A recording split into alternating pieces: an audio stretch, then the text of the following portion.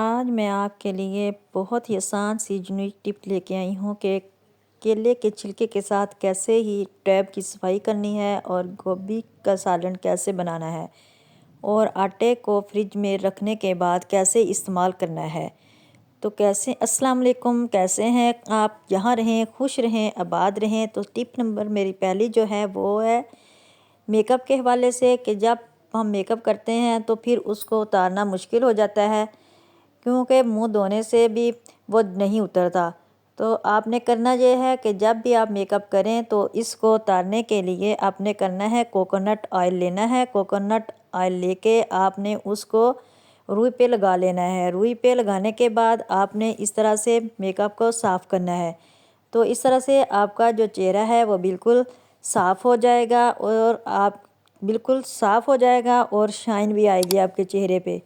तो आपको इस तरह से फिर आप उसको बाद में किसी अच्छे से साबुन से वॉश कर लें। तो टिप नंबर 2 जो है वो मेरी इस तरह है कि आपने केले के छिलके ले लेने हैं। छिलके लेने के बाद आपने करना ये है कि इनको इस तरह रख लेना है आपने तो इसको मत फेंकें, आप ज़ाया मत करें। इनसे आप बहुत ज़्यादा काम ले सकते हैं। इनसे आप इनको बॉयल करके आप पौधों में भी डाल सकते हैं, इससे पौधों की ग्रोथ भी अच्छी होगी। तो इसके इसके ऊपर आपने क्या करना है, मीठा सोडा डाल लेना है थोड़ा सा, और लेमन भी डाल सकते हैं।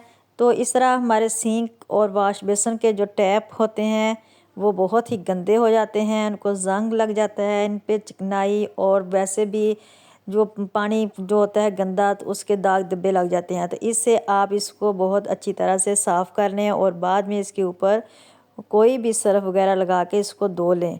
तो इसमें बहुत ज़्यादा शाइन आ जाती है। आपने इसको अच्छी तरह से धो लेना है, जिस तरह मैं इसको कर रही हूँ आपके सामने। तो इस तरह से आपका जो वॉश बेसिन है वो भी साफ़ हो जाएगा और इससे जो दाग धब्बे हैं वो सारे साफ़ हो जाएंगे। तो आपने बस इसी तरह से वॉश बेसिन वगैरह और अपने सिंक जो है इसी तरह से साफ़ कर लेना है। इनसे बिल्कुल सारी जो मैल कुचैल है वो उतर जाएगी। तो इसी तरह आपने अपने बिना पैसे खर्च किए और अपने टाइम को सेव किए, आपने इस तरह से टाइम को वेस्ट किए बगैर आपने ये इसको साफ़ कर लेना है। तो आपका जो ये टैप है ना बिल्कुल साफ़ हो जाएगा, बिल्कुल शाइन आ जाएगी। तो टिप नंबर मेरी 3 जो है वो इस तरह गोभी को लेके है कि जब हम सालन बनाते हैं ना तो इससे इसकी स्मेल ख़त्म नहीं होती। तो इसमें मैं इसको इस तरह से बनाती हूँ। ये मेरा आजमाया हुआ टोटका है कि इसको मैं पहले काट लेती हूँ, फिर इसको अच्छी तरह से वॉश कर लेती हूँ। वॉश करने के बाद फिर मैं इसको पानी बॉयल करके तो इसमें थोड़ा सा नमक डाल लेती हूँ और इसको फिर मैं बॉयल कर लेती हूँ। बॉयल करने के बाद जब इसको आप पकाएंगे तो इससे सारी जो है बसात इसकी वो दूर हो जाएगी और इससे जो भी जहरीला मवाद है वो चला जाएगा, ख़त्म हो जाएगा। और आप इस तरह से आपकी जो गोभी है वो बहुत ही मज़े की बनेगी और इसका टेस्ट बहुत मज़े का बनेगा। तो आपने फिर इस तरह से इसको 2-3 बॉयल दे के तो आपने इसको स्ट्रेनर से छान लें या वैसे ही प्लास्टिक की जो आपकी होती है छलनी वगैरह उससे आप इसको छान लें।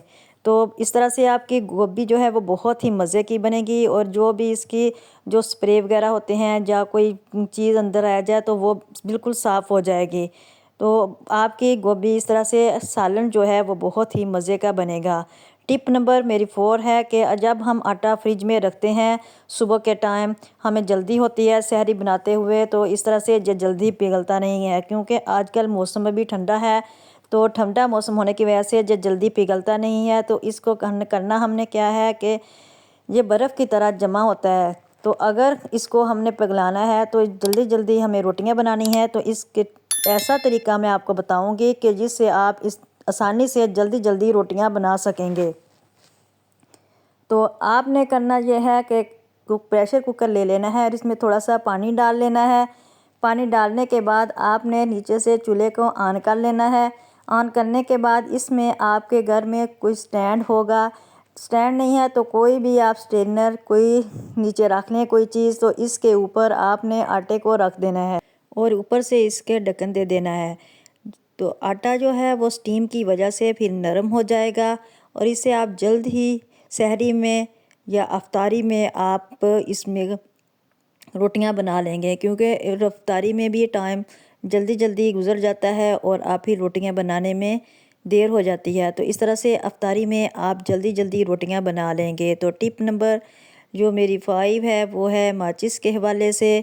तो इस तरह हमारी माचिस से जो है वो घर में ख़राब हो जाती हैं पड़ी पड़ी, तो नमी में इस तरह से वो ख़राब हो जाती हैं, अंदर से भी इसकी वो ख़राब हो जाती हैं। और इस तरह से आपने करना ये है कि आपने एक इस तरह से डिब्बा ले लेना है, तो डिब्बे में इसे बंद कर देना है। एक आपने लेके इस तरह से ये साइडों से जब हम इसको जलाएं तो ये जलती नहीं है, फिर जब नमी आ जाए तो इसका ढक्कन ले लेना है। ढक्कन के ऊपर आपने इसके डबल टेप लगा लेनी है। डबल टेप आपने लगा के दो तरह से आपने लगा के इसको एक साइड से, तो इसके ऊपर आपने साइडों से काट के एक जो साइड होती है ना इसके मसाले वाली, वो इसके ऊपर लगा देनी है। तो जब भी आपको ज़रूरत पड़े, तो जब तक हम टेप लगाते हैं तो उतनी देर में अगर आप मेरे चैनल पर नए हैं, मेरे चैनल को लाइक सब्सक्राइब और शेयर लाजमी कर दीजिए। तो ये टिप आपके बहुत ही काम आने वाली है। और अगर आपकी माचिस ख़राब हो जाए तो आप इसमें से जल्दी से अपने चूल्हे को दोबारा ऑन कर सकते हैं और माचिस को इस्तेमाल में ला सकते हैं। इस तरह से आप अपनी माचिस को साइड से काट के तो इसके ऊपर एडजस्ट कर सकते हैं। और जब आपको कभी अचानक ज़रूरत पड़े तो आप इसको अपने घर में इस्तेमाल कर सकते हैं। फिर इस तरह से ही आप देखते जाइए कि आपने करना ये है।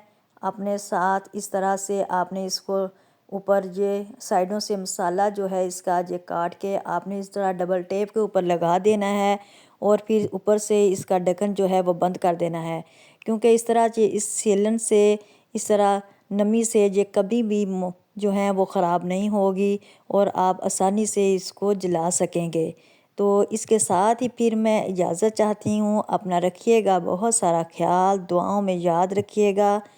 और ये देखें इस तरह से आपको जब कभी ज़रूरत पड़े तो आप इसको इस्तेमाल कर सकते हैं। उम्मीद करती हूँ आपको मेरी ये टिप बहुत पसंद आई होगी। अल्लाह हाफिज़।